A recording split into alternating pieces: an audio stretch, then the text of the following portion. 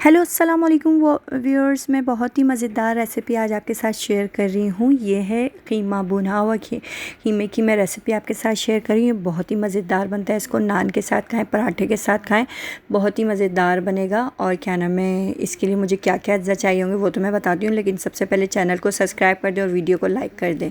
चलिए जी, हम कीमा बनाने की रेसिपी शेयर करते हैं आपके साथ।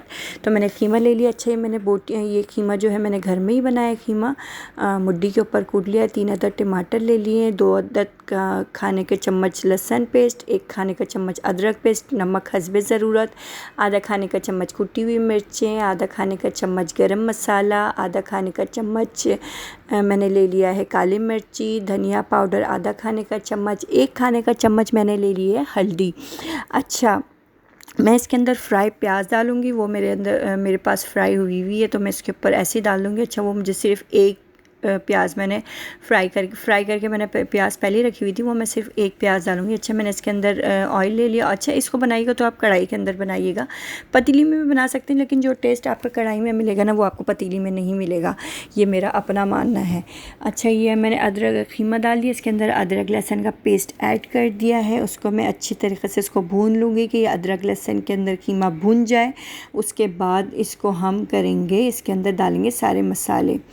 तो इस तरीके से हम कीमे को अच्छी तरीके से भून लेंगे, फैला लेंगे, क्योंकि मेरा कीमा घर में पिसा हुआ है। अच्छा, ये मेरे पास प्याज है, ये मैं इसके अंदर ऐड कर दूँगी। अच्छा, मेरे पास प्याज पहले की फ्राई हुई रखी हुई थी, तो मैंने फ्रीज़ कर दी थी इसको।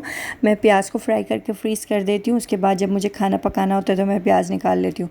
अच्छा, इसके बाद इसके अंदर मैं टमाटर ऐड कर दूँगी। उसके बाद इसमें मैं सारे मसाले जो है मेरे पास, मैं वो ऐड कर दूँगी। इस तरीके से इसको अच्छी तरीके से हम भून लेंगे।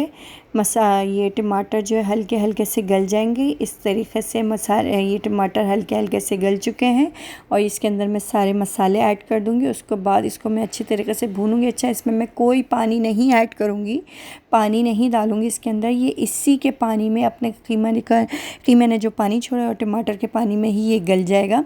इसको मैं आधे घंटे के लिए कवर करके बिल्कुल लो फ्लेम पर रख दूँगी कि ये ना कीमा उसके अंदर गल जाए।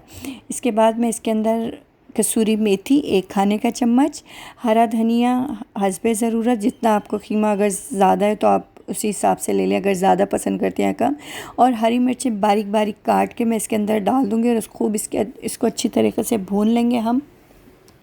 ये कसूरी मेथी ले ली मैंने 1 खाने का चम्मच, और मैंने ये हरी मिर्चें काट ली थी बारीक बारीक, और इसके अंदर मैं हरा धनिया ऐड कर दूंगी। और इसको अच्छी तरीके से हम भून लेंगे कि इसका पूरा ऑयल के और कीमे के अंदर इसका फ्लेवर आ जाए अच्छी तरीके से। और ये मेरा कीमा रेडी है। अगर चैनल को सब्सक्राइब नहीं किया तो पहले चैनल को सब्सक्राइब कर दें, वीडियो को लाइक कर दें, ज़्यादा से ज़्यादा शेयर करें। मिलती हूँ एक नई वीडियो में, एक नई रेसिपी में। जब तक के लिए अपना बहुत सारा ख्याल रखिएगा। अल्लाह हाफिज़।